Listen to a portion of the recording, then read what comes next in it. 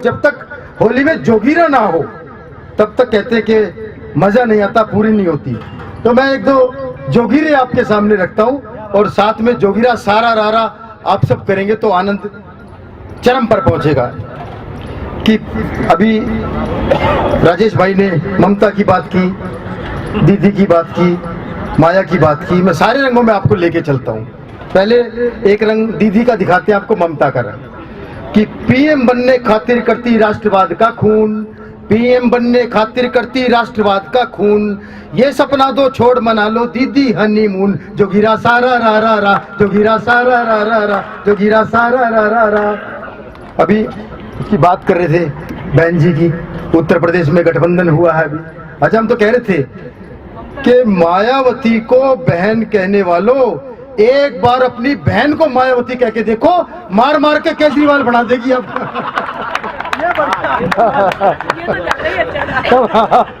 तब पढ़ता हूँ एक जोगीरा कि बुआ संग गठबंधन करता अकल गई है मारी, बुआ संग गठबंधन करता अकल गई है मारी, फूफा एक ढूंढ के ला दो दूर करो बीमारी। जोगीरा सारा रा रा जा, जोगीरा सारा रा रा रा।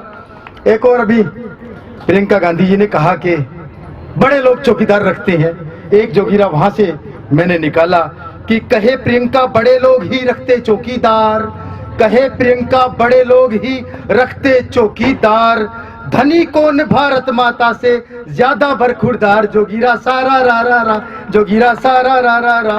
और एक अंतिम जोगीरा मैं अपने मंच के कवियों को समर्पित करता हूं कि बने हुए मंचों के राजा दुनिया करे सलूट, बने हुए मंचों के राजा दुनिया करे सलूट, घर में पत्नी कविराज को रोज करे है हूट। कबीरा सारा रा रा रा, जोगीरा सारा रा रा रा।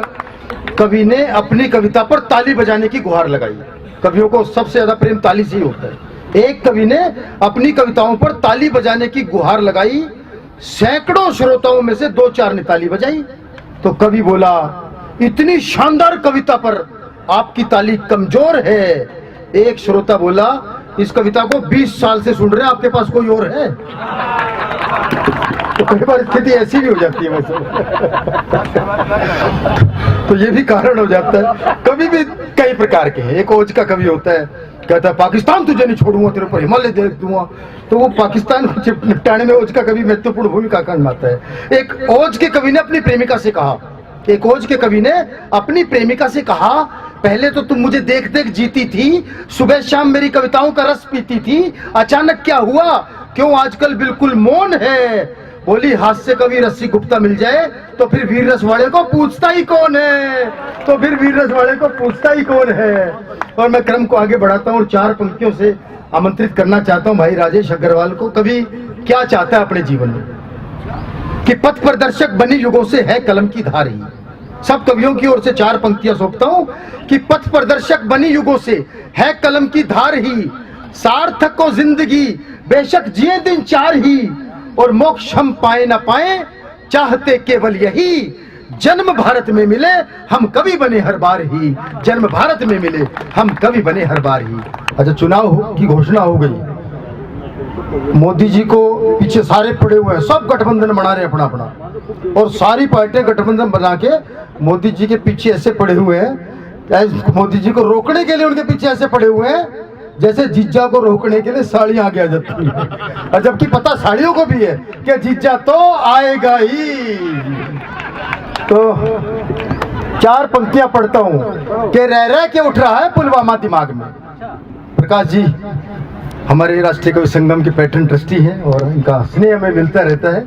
आप में से भी कोई, ये सारी टीम जितनी बैठी है राष्ट्रीय कवि संगम की टीम है ये, और आप में से भी अगर कोई इस यज्ञ में योगदान देना चाहे तो वो बाद में मेरे से संपर्क कर सकते हैं। हमें कुछ ट्रस्टियों की भी जरूरत है। तो मैं चार पंक्तियां पढ़ता हूं कि रह रह के उठ रहा है पुलवामा दिमाग में, फीके हैं सारे रंग ही इस बार फाग में, अब खेलनी है शत्रु के ही रक्त से होली, जल रही मां भारती बदले की आग में, जल रही मां भारती बदले की आग में। कैसे होगा बदला पूरा?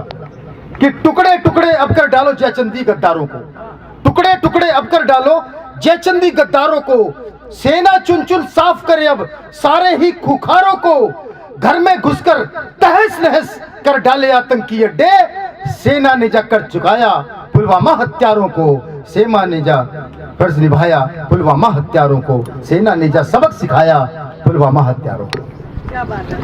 और हमारे अभिनंदन जी फ्लाइट लेके गए, जेट विमान लेकर के गए, लड़ाकू विमान लेकर के गए और फोड़ दिया उनके विमान को। बहुत मारधाड़ करनी पड़ी। उनको सिखाया जाता है कि आप जिहाद के रास्ते पे चलोगे तो आपको हूर मिलेगी। अब महिलाएं हर क्षेत्र में आगे हैं। बलजीत जी कह रहे थे हम तो हर क्षेत्र में आगे हैं। मैंने कहा फिर इस बार अभिनंदन की जगह आपको भेज दें, पूनम जी को साथ ले जाना। ये दोनों जब वहां पैराशूट से उतरेंगी तो उन जिहादियों को लगेगा हूर यहीं आ गई है, वो आपस में ही लड़ पड़ेंगे, उनकी जरूरत ही नहीं पड़ेगी। नमस्कार मित्रों, मैं कवि रसिक गुप्ता दिल्ली से। और दुनिया का सबसे छोटा शब्द माँ, लेकिन पूरा ब्रह्मांड जिसके अंदर समा सकता है, मैंने 4 पंक्तियां समर्पित की कि मेरे मुखड़े से मिट्टी पोंछ पल्लू सान लेती है, मेरे मुखड़े से मिट्टी पोंछ पल्लू सान लेती है, मेरी जिद पर मेरी हर बात भी वो मान लेती है, मैं पहला पांव तक भी घर में अपने रख नहीं पाता, मेरी आहट से मेरी माँ मुझे पहचान लेती है, मेरी आहट से मेरी माँ मुझे पहचान लेती है। लेकिन अफसोस का विषय कि हमें माँ की याद तब आती है जब वो हमारे बीच नहीं रहती। यही आज की मेरी इस कविता का शीर्षक है। यहीं से मैं प्रारंभ करता हूँ कि सामने माँ का पार्थिव शरीर पड़ा था, सामने माँ का पार्थिव शरीर पड़ा था और बेटा निशब्द किसी मूर्ति सा खड़ा था। फर्क था तो सिर्फ आंसुओं का जो निरंतर बह रहे थे और बिना कुछ कहे ही सब कुछ कह रहे थे। बेटा इसलिए नहीं रो रहा था कि माँ जिंदगी से मुंह मोड़ गई, मुझे अकेला छोड़ गई। वो जानता है कि मौत तो एक बहाना है, एक दिन हम सबको जाना है। बल्कि इसलिए रो रहा है कि मेरी माँ ने जीवन में कभी बाजार से कुछ लाने के लिए नहीं कहा, कभी कुछ खाने के लिए नहीं कहा, फटे पुराने होने के बावजूद कभी नए कपड़ों के लिए नहीं कहा, हर कमी को चुपचाप सहा और मैं अनजान बन सब देखता रहा। माँ खुद गीले में सोती है, बच्चे को सूखे में सुलाती है, बच्चा रोए तो सारी रात बाहों में झुलाती है। बच्चे को मुस्कुराता देख माँ के नयन कैसे खुशी से फूल जाते हैं और बच्चे बड़े होकर कितनी आसानी से माँ को भूल जाते। जब कभी घर लेट आता था तो माँ को दरवाजे पर खड़ा पाता था।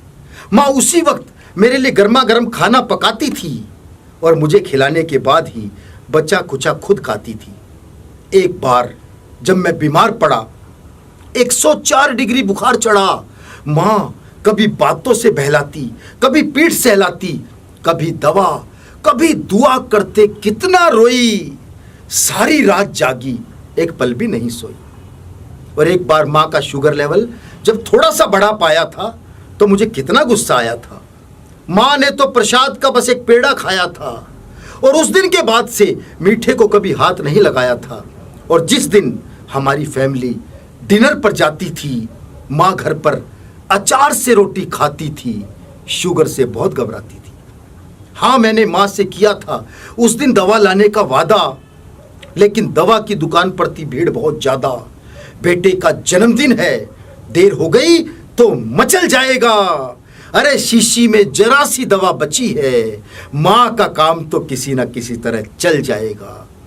माँ के ना पैरों में जान ना हाथ में छड़ी थी, दिखाई कम देता था, एक बार गिर पड़ी थी, तब माँ ने पहली बार कहा था, बेटा मुझे एक चश्मा ला दे।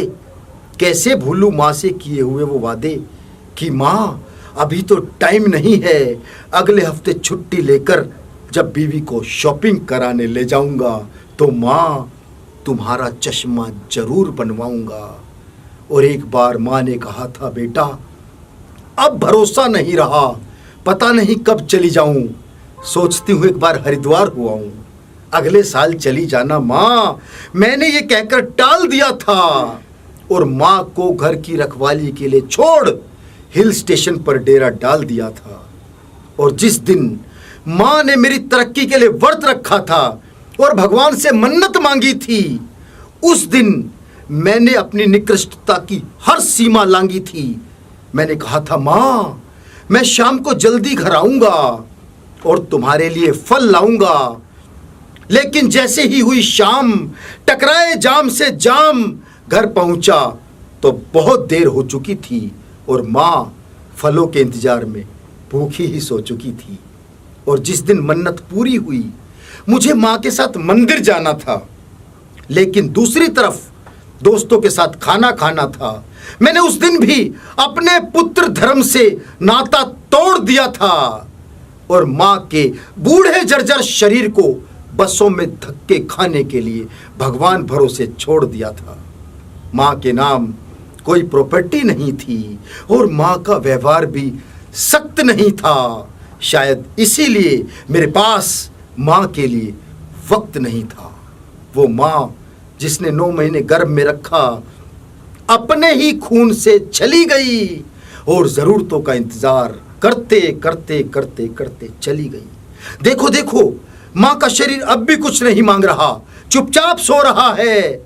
और वो बेटा किसी को क्या बताए कि वो क्यों रो रहा है। अब तो केवल पश्चाताप की आंसू ही बहाऊंगा और जिस माँ ने मुझे अपना सब कुछ दिया, उसे सिर्फ कंधा ही दे पाऊंगा, उसे सिर्फ कंधा ही दे पाऊंगा, उसे सिर्फ कंधा ही दे पाऊंगा।